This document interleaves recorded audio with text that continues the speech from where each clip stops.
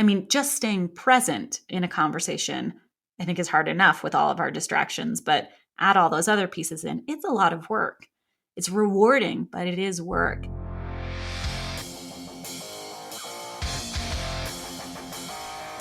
That is Ximena, Vengoechea. Did I get that right? So my name is Ximena Vengoechea. Oh, I think it did. This is the Creative Nonfiction Podcast, a show where I speak to badass people about the art and craft of telling true stories. Be sure to subscribe to the show wherever you get your podcasts. Ximena's new book is Listen Like You Mean It, Reclaiming the Lost Art of True Connection. It is published by Portfolio Penguin. We talk a lot about listening, talking, taking a life audit, Ximena leaving her job mid-pandemic, and all kinds of tactics to make you a better listener, which will make you a better person. Looking at you, Steve. I don't know if a Steve listens to the show or not. There's got to be one or two Steves. But I bet you're great listeners anyway. I'm just a blanket statement. I'm sorry, Steve. This book made me realize what a shitty listener I am, like real bad. So throw it on the self-improvement heap of things to do to fix this broken hull. Lots of housekeeping to get to, but why bore you with that right now? So stay tuned to the end of the show for all kinds of news, goodies, riffs. Speaking of riff.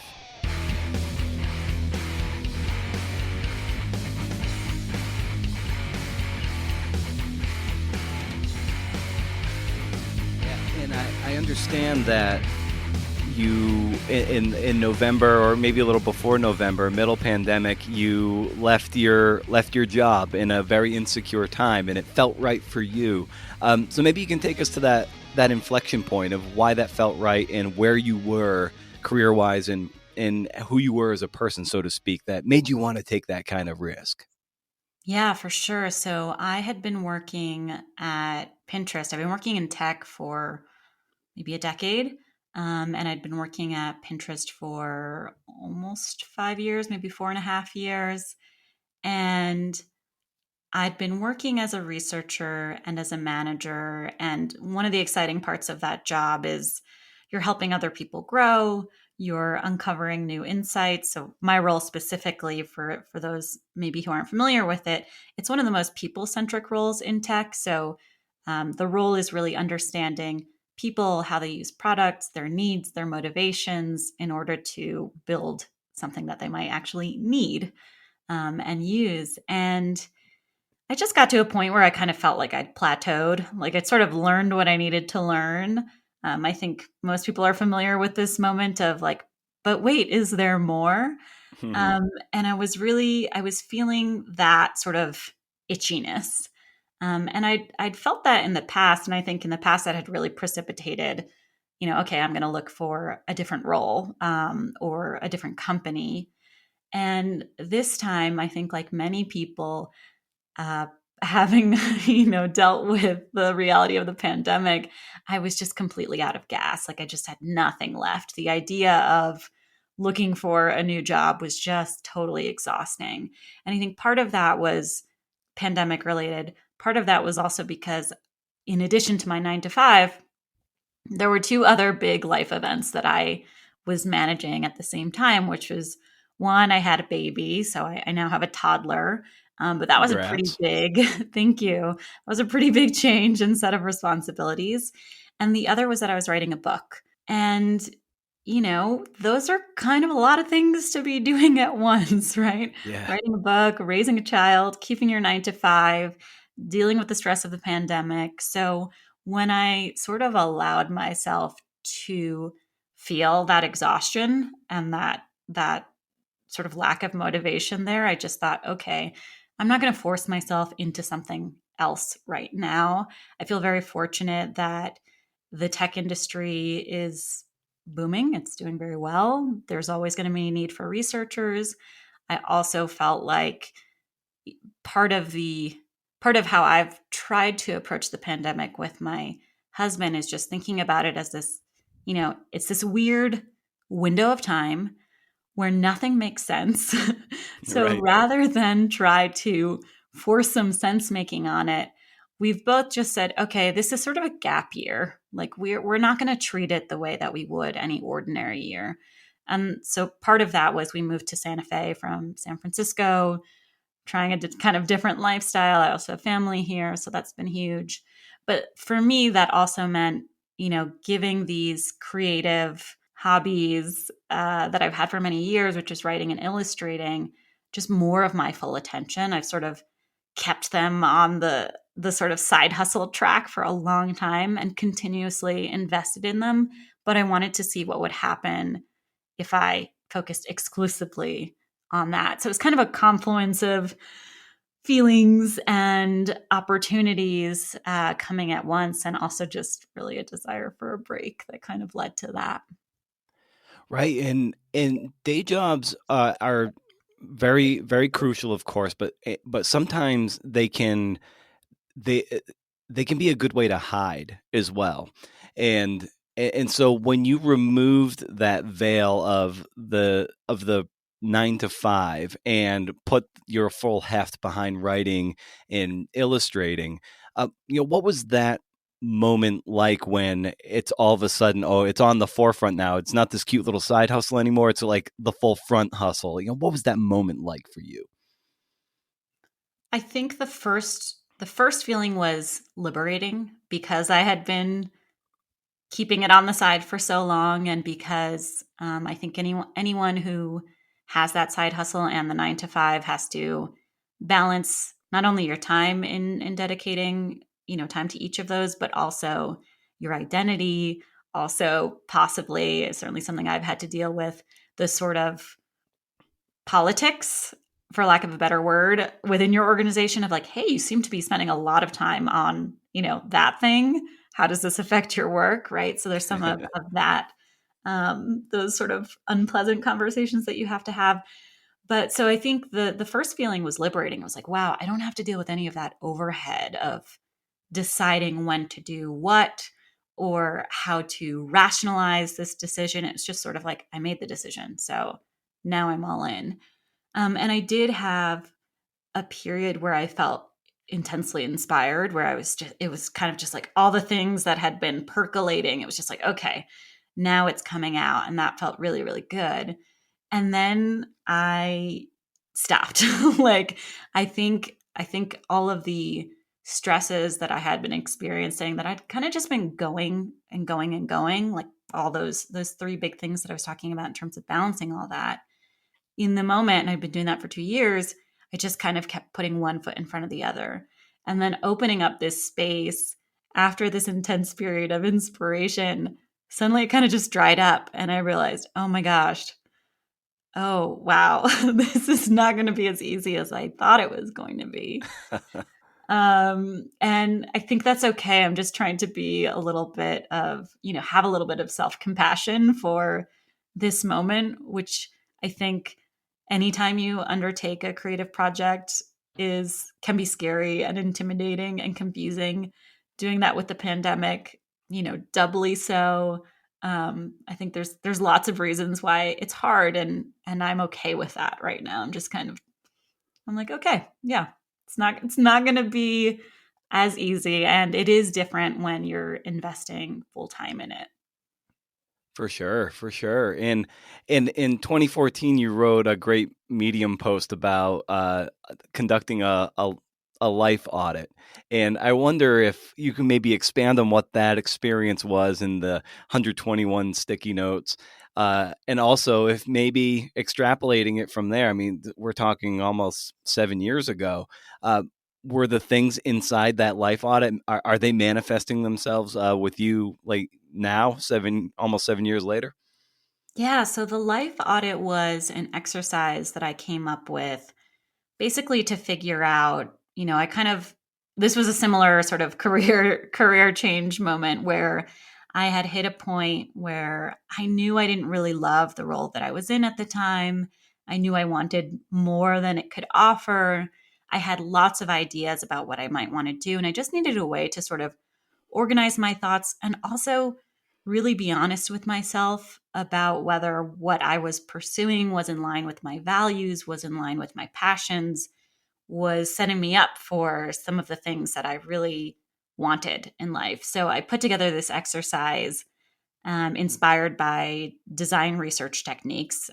Researchers love sticky notes and kind of synthesizing and brainstorming and putting things into themes. And so that's what I did. And I wrote a blog post about the experience, which really resonated with people because I think a lot of people need or want at certain inflection points some kind of system to help them understand what can sometimes be confusing feelings about hopes and aspirations and goals and how do you make that happen and when do you make that happen.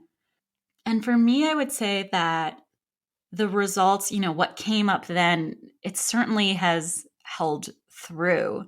The things that I was most interested in then remain the same. I've always been interested in writing. That was definitely up there. Same with illustration. I think there were things like doing more public speaking, which I've definitely done more of, but also things that will just always be true to me. Like I'm very much a family person. And so that came up a lot in different ways in my personal life audit, and that remains to be true. So it has been gratifying kind of going back and seeing even just, now it's been 7 years, but even just a few years after I did that exercise, there were little things that were happening along the way. Like I remember one of my wishes around writing was I wanted a piece to go viral. And it did. And that wasn't something necessarily that when I was writing, I was thinking, I want this piece to go viral. It was just sort of like, wouldn't it be nice if at some point over the course of my writing, something really resonated so much that I could tell because, there was this sort of viral response. And that did happen. And I think another one was writing a book. And many years later, that's also happened. And so for me, it's been less that, I've taken each of those sticky notes and said, and now I'm going to write the book. And more, it's just helpful to know that those are things that globally I'd like to do. And then you kind of put your head down and you do the work and you invest and you try and get better. And then those opportunities come up. I don't think it's so deliberate as like, now I'm going to take on sticky note number one, but it is really helpful to know what your sort of North Star is. And you said it resonated with people. And so what do you think it is about our culture and our this day and age where something of that nature really resonated with people in the first place? I think that people want some sort of direction for their lives is part of it. I mean, I think that's a very human and natural desire, is to make sense of why am I here? What am I on this earth for? And is that achievable? So I think that's part of it. That's sort of the dreaming part. That's the coming up with all your desires and brainstorming them on stickies. I think that's a pretty human response. But I think part of why the piece resonated was because it was also really actionable. Like, it wasn't just like, hey, dream big and you'll figure it out. It was, and this is a reflection of me, it was systematic. Like I wanted to figure out, okay, where am I spending my time today? Does that line up with the things that I say I want? Who am I spending my time with? Is this community the community that can support me in the goals that I have? And so I think combining the sort of like big picture with the tactical, in some ways I think of it as like very American. It's like we want the next steps. And I think it did provide that for people. And I think that was part of it.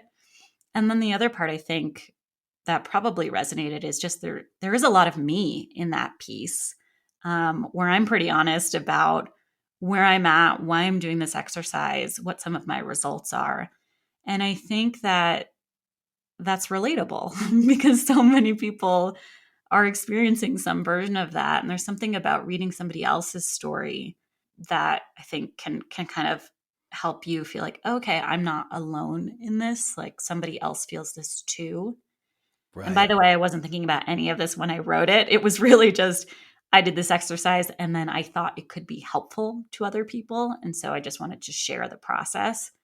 But if I had to think about what made it resonate, I think some of what I just said was probably part of it.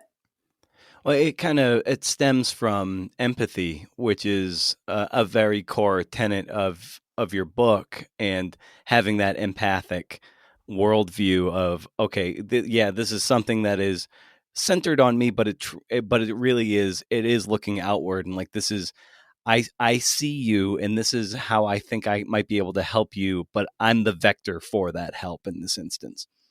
Yeah, exactly. And I would say that's generally the motivator behind anything I write is, can this be helpful for someone else? Most of what I write comes from my life experience or, those around me in some way, but it's always tied to a lesson. It's like, okay, I've learned something about how to handle a particular situation, or there's a set of skills, or there's a technique or exercise that I found useful that I think other people will find useful too.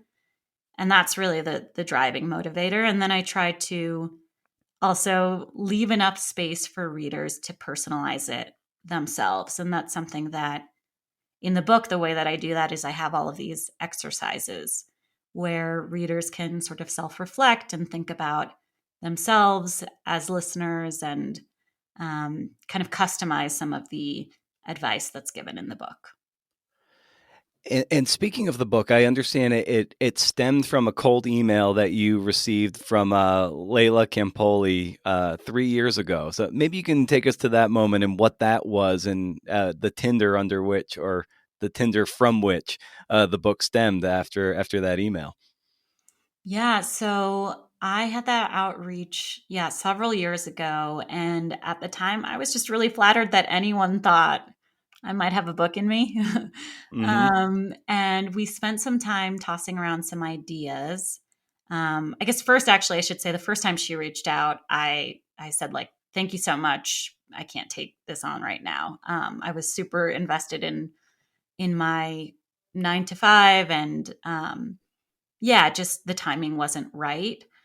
Even though I was really excited about the opportunity. And it wasn't until a few years later when I felt like my career had kind of hit a point where I just had more mental space for other things, that I reached back out and said, okay, I think I'm ready now. And I think that's important just to say that, like, just because there's an opportunity doesn't mean that, you grab it right away. I Hmm. feel very lucky that I had that chance and that also I could come back to it. But I think it was the right move because when I did come back to it, I had so much more energy for the project, even just figuring out, okay, what is it that I want to write about? I had, half a dozen ideas that I could potentially have written about. And really, the topic of listening was the one that I kept coming back to. So, probably maybe a decade ago, I wrote a piece on listening on LinkedIn. And it was sort of a, top tips to be a better listener.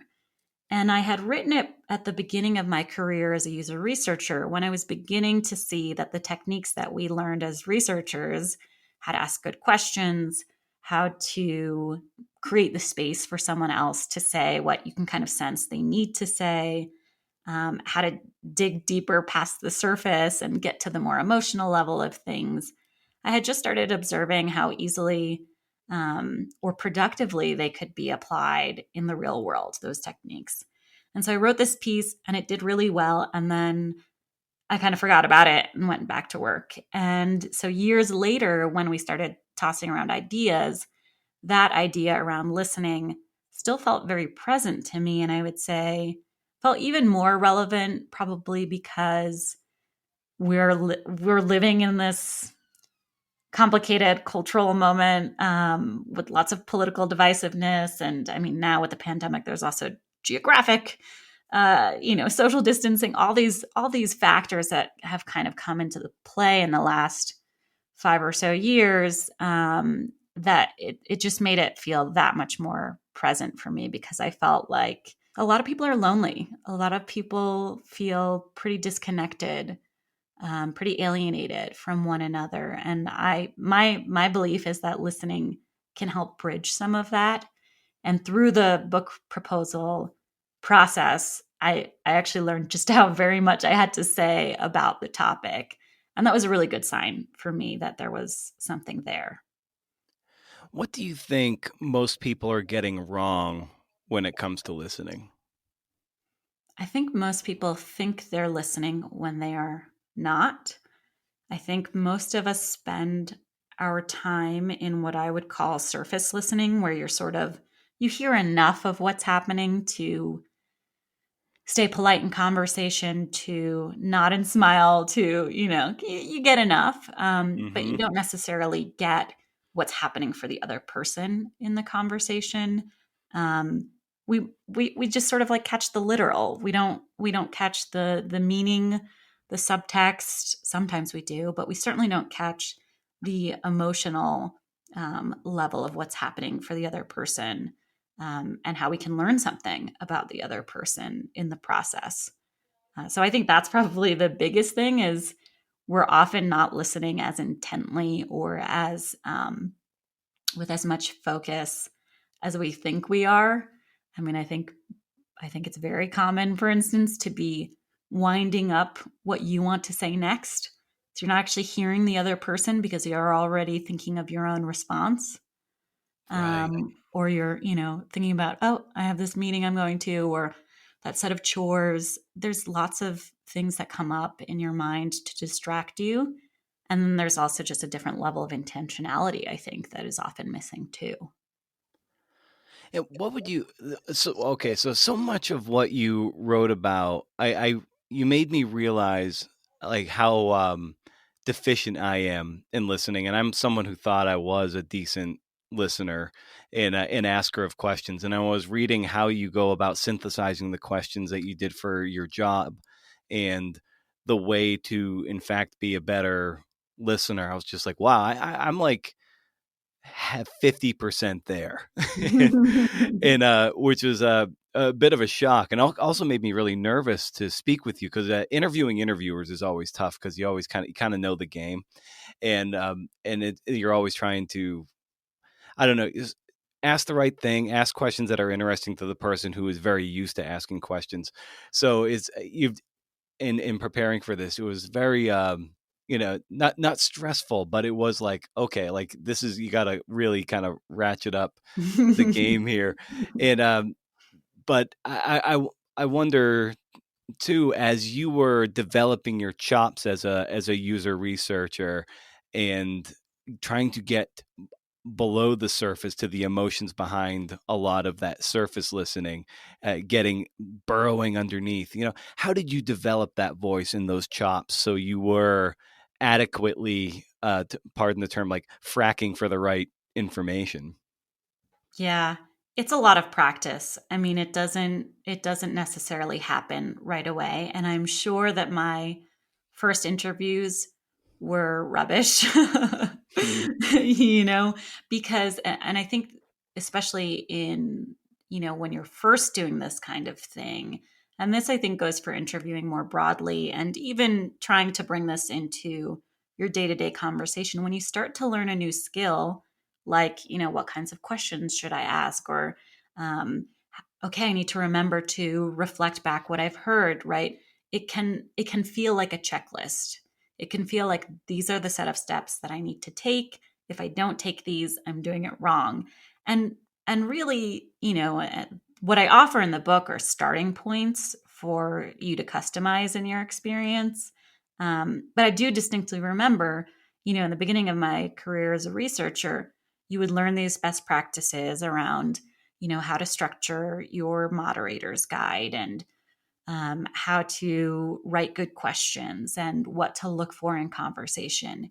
And if you get too stuck on each of those in the conversation, then again, you can't hear what the person is saying because you're thinking about, okay, now we need to ask this question next.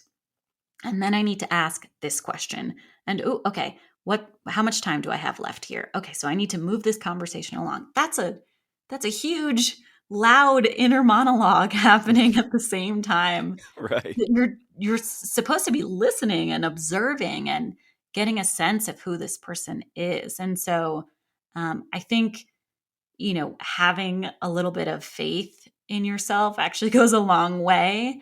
And trusting that you'll remember. And I think that goes for ordinary conversations too. Sometimes we hear something someone says and we're like, ah, that's so smart. I want to make a note of it. Or, oh, that reminds me of, this other idea that I have that I don't want to forget. And so we end up holding on to those things in conversation. And I found that actually the important things tend to naturally stick with you.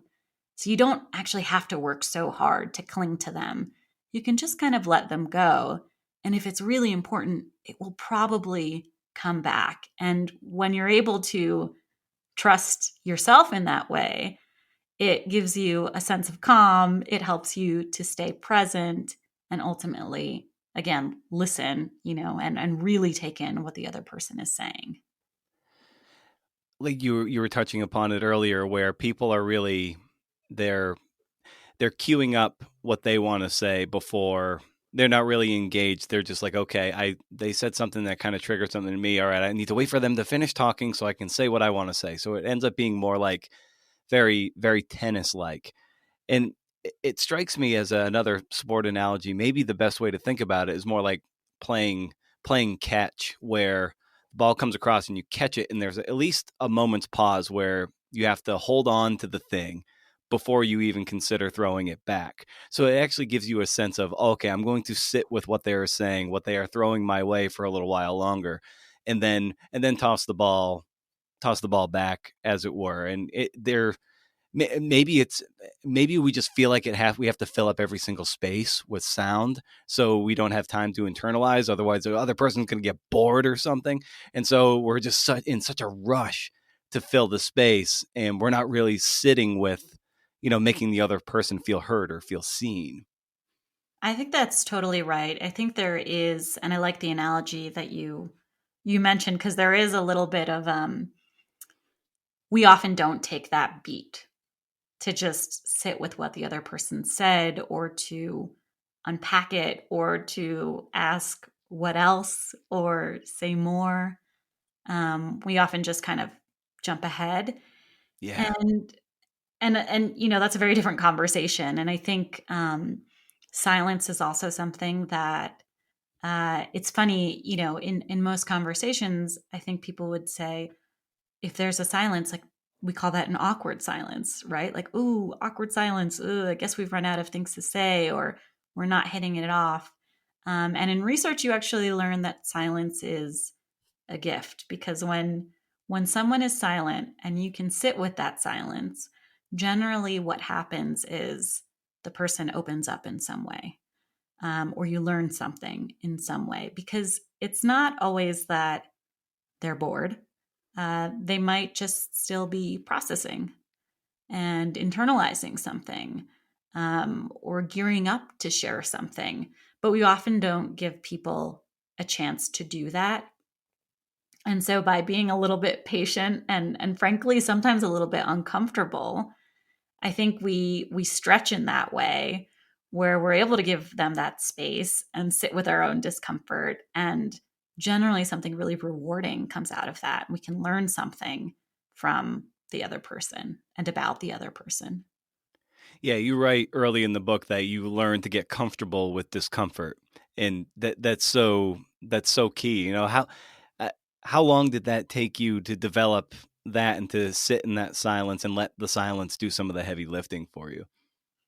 Oh boy, I'm sure I was uncomfortable with it immediately, because I am definitely a person who always has something to say. I think that part of that is just growing up with three sisters, where you just, if you want to be heard, you better speak up. So it might have been harder for me, more so than it would be for other people. But, in a research session, the stakes are pretty high, because if you interrupt someone or if you try and move things along, you potentially lose out on insights and data that you might never get back again. The moment is gone, and that's costly. And so you learn pretty quickly that you have to kind of sit back and, in my case, I might count to 10 and most people will not even let you get to 10 seconds before they jump in. Or I might sit on my hands, like literally create a physical restriction to kind of remind myself, nope, don't say anything yet. Don't say anything. And it's not just in sessions either. I found actually that in conversations, particularly, as a manager with my direct reports or something like that, if there was something where I was itching to, let's say, provide a solution or offer advice, I would just remind myself, like, nope, just give them a beat. They might have it already, right? They might need something different than what you think they need. And I think just reminding yourself of that and being open to the possibility that the best thing that you can do might be to say nothing, can be pretty motivating. And I've found listening to a lot of podcasts over the years that there is a difference between someone who can ask good questions and and someone who is actually a good interviewer. Um, there does that make any sense to you that there is a dichotomy between the two, that there is you can ask good questions but be a lousy asker of questions, if that makes any sense? Yes. And I don't know if this is how you're thinking about it, but at least the way I would think about it is that you can have great questions and then ask them and they can still end in dead ends, or you can ask great questions and be so present that you're pivoting, maybe you're changing the order of your questions, maybe you're tossing questions out along the way, or going deeper, but you're moving together with the other person as opposed to being like a literal asker of questions, right? That there's a difference, I guess, between an interrogation and a conversation. And I Yeah. think that's how I at least read some of what you're saying as that distinction.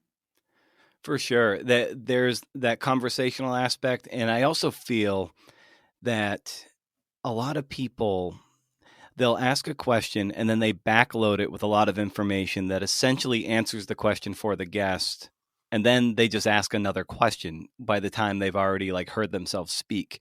And it's just like, why don't you just ask the question and get out of the way, or front load whatever information you want, ask the question, get out of the way. So many times like hosts just they they can't get out of their own way. And to me, as someone who does this very frequently, it lands on me. It lands on my ear like nails on a chalkboard. And I wonder if that's something for you, because I imagine asking questions. There might have been, or maybe there is sometimes a tendency to partially answer it for him and then kind of lead the witness. But you have to learn how to just ask and get out of the way. Is that something you've sort of danced with before? Absolutely. I think it's a very human instinct to try and flesh out, a little bit like what you're trying to get at along the way instead of just to ask the question straightforwardly. And often when we do that, we bake into the question our own assumptions or beliefs. And so instead of just asking someone, "Oh, what was it like when you had such and such an experience?" we'll start to fill it in and say, "Oh, well, what was that like? Was it like this? Was it like that? I can imagine this." And then before you know it, we've given them, four different options for what that might have been like. And I think my training as a researcher has really taught me that that is not helpful. Even though that's a natural instinct, it's not helpful because it it it puts guardrails in place for the person. So instead of just leaving it open-ended and saying, "Tell me about your experience," I'm already telling you the boundaries of what I think your experience is. Some people will correct you and they'll say, "Well, it's not quite like that, but it is like this." And some people won't, and they're not necessarily thinking about this. This is just you're kind of instinctively responding and saying, "Oh, the part that they're most interested in is this. So I'm not going to talk about this other part, which is actually what I'm most interested in." And so you end up getting biased responses or just possibly not as interesting responses because you've already put those guardrails in place. Right, and then you cite a great tactic, if you will, that Ira Glass uses to get people to kind of, I don't know, at least choose a fork in the road and run with something. And it's really sneaky, but it's really good. And you cite him as saying he theorizes, well, is it more like this or is it like this? I can imagine it would be this way or this way. What is it? And it gets them. It's like choose which one, or maybe there's a third option. But what about that resonated with you as a way to get people to open up? Yeah, I mean, I think so. These are all different techniques for helping people open up that you can kind of use at different points of a conversation. I like to start pretty broad, where I'm leaving it very open ended to see where that person will go. But of course, at a certain point, I think of interviewing as a little bit of a funnel. You're starting broad and then you're getting narrow. And the same can be said in certain types of conversations. You start broad and then progressively you're getting narrow, because if you keep everything broad, it's a little bit disorienting. You're not necessarily going to get as deep as you'd like. So you do have to start to follow up and get a little bit narrower along the way. And I loved Ira Glass's technique because it's exactly that, for that narrowing in phase, where you've maybe established some of the high level about what was this person's experience like. Maybe they gave a sort of vague response, or a response that kind of indicated there might be more to the story. And then that's when you can come in with this sort of like, well, okay, I could see it being this way or that way. Which one was it? And in some cases, particularly when someone is either reluctant to share more or just sort of still kind of figuring out how they feel about a thing, when you give people a set of options, it can be really helpful, because even if we don't know necessarily what our response is, we often know what it's not. And so if someone says, well, was it like this or like that? You might have a strong reaction and say, oh, well, it was definitely not like that. And that helps formulate, the true response there. And so I think it's a great technique for when you're getting narrow, you're narrowing in, you're getting a little bit deeper in conversation, and you can sense the other person maybe needs a nudge, or you want to continue to focus the conversation. That's where that sort of either or really helps. And a lot of people who listen to this show, they're writing memoir or personal essay, and it can be very challenging to crack open a reticent or non-forthcoming family member and interviewing them, try to get information about their past, questions of which, when you ask about the past, can come across as very judgmental about their parenting or anything in the past. So, what counsel might you give someone who's in that position of doing that kind of personal research and personal interviewing of people very close to them? Yes, that's tough. But I think there are things that you can do to help manage that situation. The first, I would say, is checking in with yourself before you even go into it, because especially when you're close to the person or have some sort of emotional connection to the person, just thinking about just playing out a couple of the options of, if there are topics that are difficult for you to talk about, or places that you're a little bit concerned about, going there, but you probably have to. And just being aware of like, okay, these are the three things that could set me off in conversation. Because with that awareness, if it happens in the moment, then you can kind of observe it, name it, say, okay, this is, I'm feeling, my heart is starting to race. This is probably because we touched on this topic. So I either need to take a time out, or just be aware that that's occurring for me. Because I think sometimes we forget that we are very present in the conversation. When we're interviewing someone else, it's not just what are they saying, it's also what are we bringing into the conversation. So, particularly when there's a close relationship in place, just knowing that about yourself, I think, can be really helpful. The other is setting the stage for the other person, and letting them know exactly what's going to happen. And even saying, I have some questions that might be hard to answer.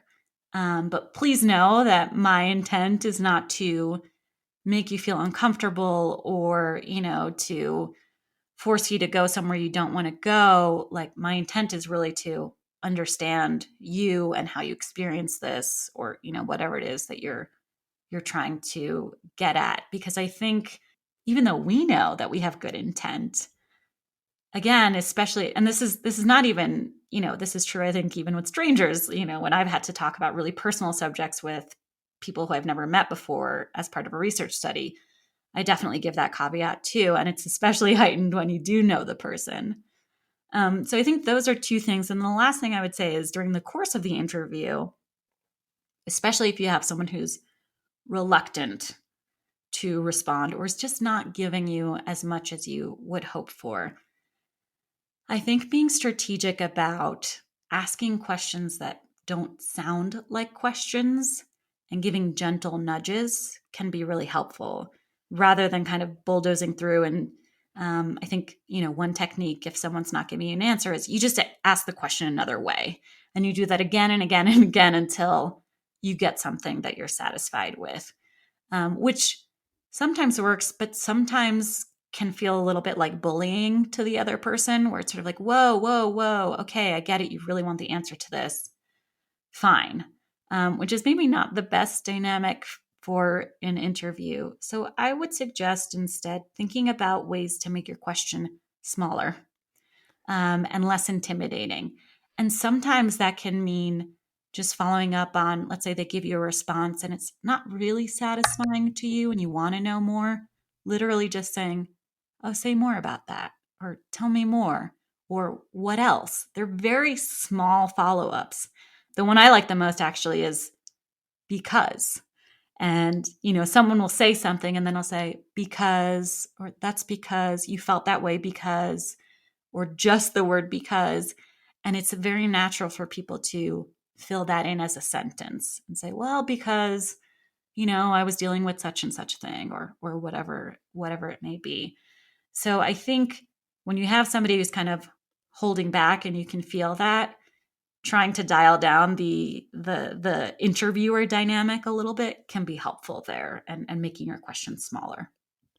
Yeah, and you write too how even though your intentions might be good, if you ask a why question, it can come across as very judgmental. But if you can come at it from the side by saying, maybe phrasing it as a how or a what, then it can buff some of the sharpness of what you're ultimately trying to get at. Even though you might have great intentions by asking why does come across like as very judgmental and pointed, and that can put people's hackles up. Yeah, exactly. There's something about why where it just feels like, well, why'd you do that? Why'd you make that decision? Yeah. It feels a little bit sharp in a way that just saying, oh, how did you come up with that, decision, or what made you um, do that? It sounds different to our ears, even though we're really getting at the same thing. Yeah, like instead of like, why'd you make that decision? Like, or like, how did you process that moment in your life? Sounds so much softer. I'm like, oh yeah, like I can. Mhm. Your answer is effectively going to be the same thing, but one sounds way more like mean and like you're being cross examined by a prosecutor or something. Where the other one just like, oh yeah, this is kind of something cool we're talking about over coffee. Exactly. And I think, part of the goal is making the other person comfortable. You never want it to feel like an interrogation. You want it to feel like a conversation. Ultimately, and that's what it is, right? So those are some small ways of kind of setting the stage. And I love the section in the book too, where you talk about like takers versus energizers. And I wonder if maybe you could elaborate on what those are, and how best to navigate the landscape of of the two types. Yes. So I think this is really important, particularly, I think if you're someone who picks up the book, you have a natural interest in listening and getting to know other people. And there's probably um, a natural empathy within you, to do that. And so I think it would be really easy to say, okay, well, I'm going to listen and give it my all. And that's that, right? Like I'm going to focus exclusively on the other person. But the truth is, like, we all need some reciprocal connection. It's not just about sort of being what I call a listening martyr, where you're just giving yourself over to the other person and you're just like, okay, like I am here, I'm a vessel for you and whatever you need to get off your chest. That's not the point. I think not entirely healthy. And so in the book I talk about, being aware of the relationships in your lives. And there are these people who I call takers, who they just take a little bit more than they give in conversation. And so maybe they vent a lot or they monologue a lot. They never really give you a word in edgewise. That can be really difficult to be on the receiving end of that. And it's not to say that this group of people is bad. By the way, we're probably all takers in some of our relationships or in some of our conversations, or if we've had a bad day, we're just not as in tune with the other person. So it's okay. The important part, I think, is to have a balance in your life of people who, okay, those conversations tend to be a little bit draining, but you also have these energizers in your life who the conversation is enriching, is inspiring, is equitable, feels supportive, and making sure that you have both of those in your lives and are finding that balance, I think, is really important, so that you don't kind of turn into this just like listening doormat where you're there for other people but no one is there for you.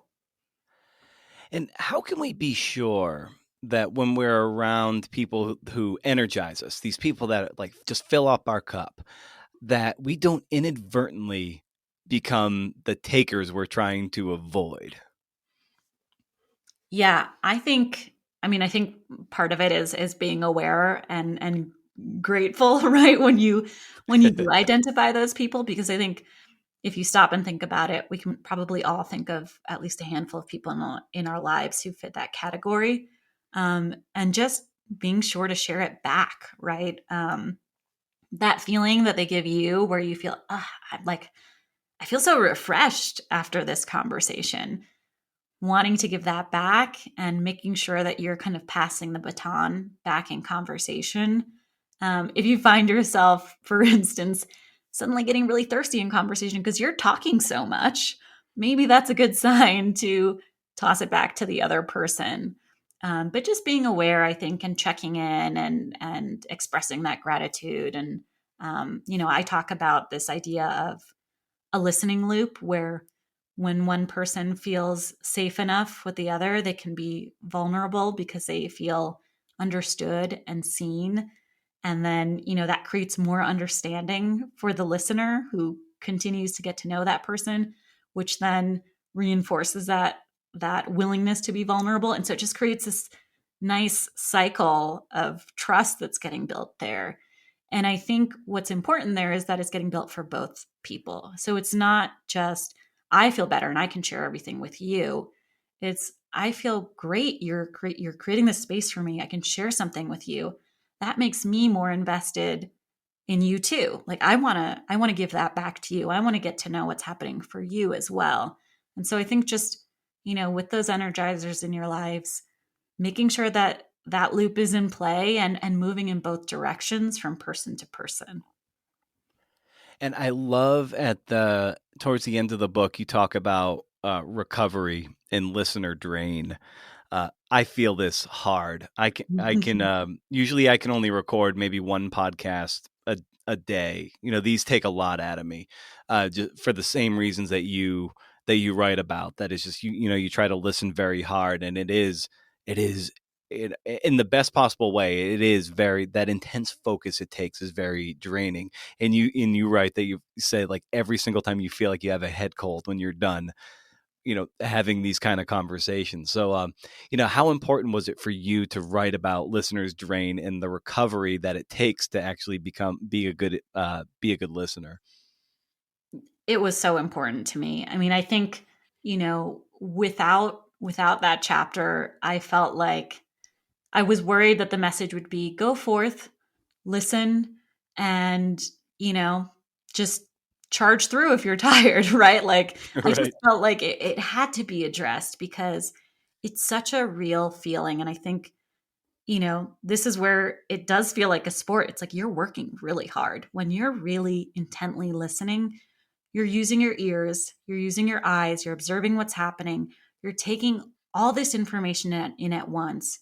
You're synthesizing it as you go. You're reflecting back and making sure you understand. You're asking questions. I mean, just staying present in a conversation, I think, is hard enough with all of our distractions, but add all those other pieces in. It's a lot of work.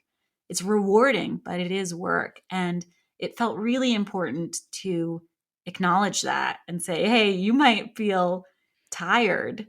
And that's a sign that you're doing it right. But also, you have to take care of yourself because I don't want people to kind of fall into that listening martyr camp where they just say, okay, I'm here to listen. Like, take what I've got here and I'll just suffer the consequences. That would be such a horrible outcome, right? I want people to walk away feeling like they have the information they need to be able to put these listening tips into practice, but that they also are taking care of themselves and being aware of, how they feel physically after a conversation, how they feel emotionally. All of these things can be draining and require some attention. Because if we don't take care of ourselves, we can't feel that connected to other people. And we certainly can't be the listeners that we're trying to be, right? It's sort of like it's somewhat self-defeating to try and trudge through because you're just not in a position where you can make those connections. So to me, it was one of the most fun chapters to write because I felt so passionately of like, you need to take care of yourself and don't go too far. That I really wanted to leave readers with something, kind of reminder of, hey, like your role is important here, you are important here, and there's ways to take care of yourself. Well, the book it's excellent on first read, and I read it really fast, and it's definitely a book that I think will bear more fruit maybe the second or third time you read it, because there's so much we can really learn from it, and every one of us can become a better listener, and even probably especially the people who think they're good listeners can benefit from reading this, because it's going to open their eyes to be like, man, I was pretty bad at this, and I thought I was pretty damn good. So I'm going to just leave you on this and just say, thank you so much for the work, Ximena, and where can people find you online and get more familiar with what you're up to these days?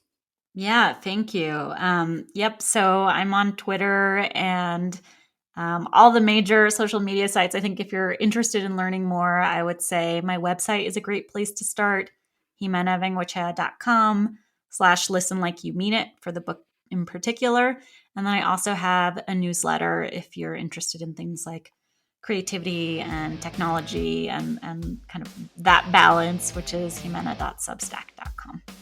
Awesome. Well, it was great talking to you, Ximena. Thank you so much.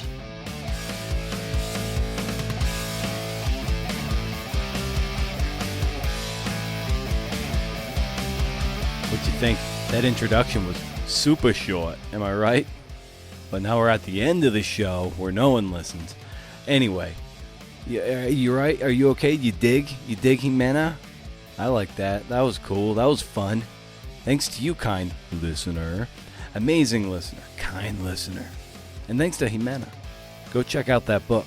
I'd say of the several self-helpy kind of books I've read this year, Annie Duke's How to Decide, Seth Godin's The Practice, and Ximena's are atop that list.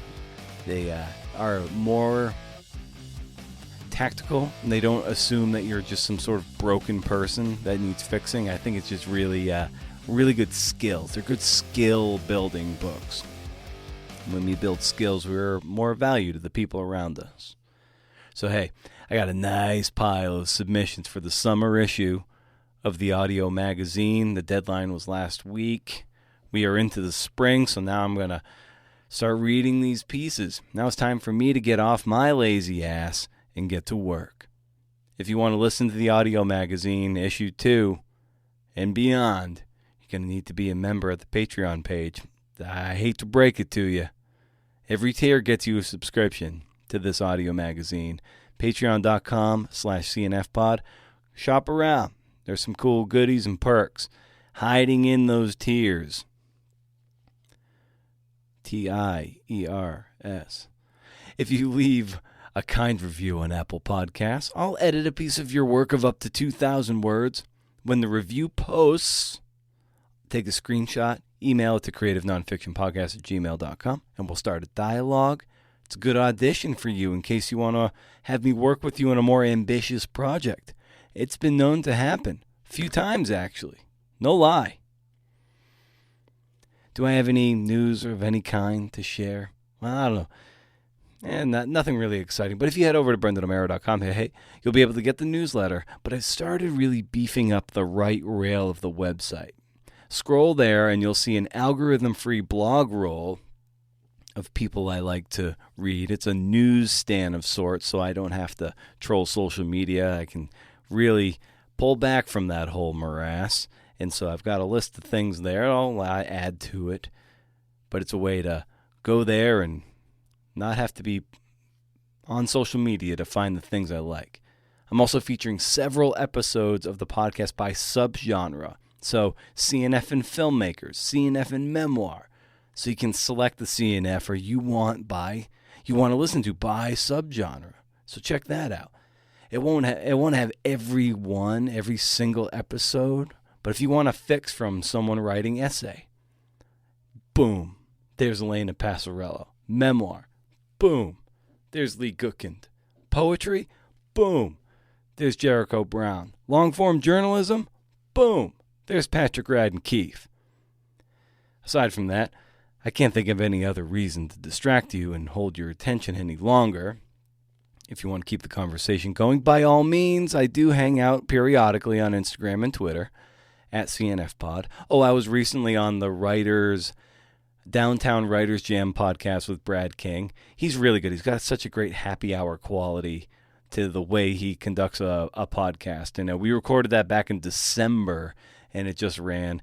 We talked primarily, I guess he said we only talked about baseball and horse racing for 40 minutes, and it's almost a 90-minute episode. I swear we talked about that the whole time. And I was like, oh my God, am I boring everybody?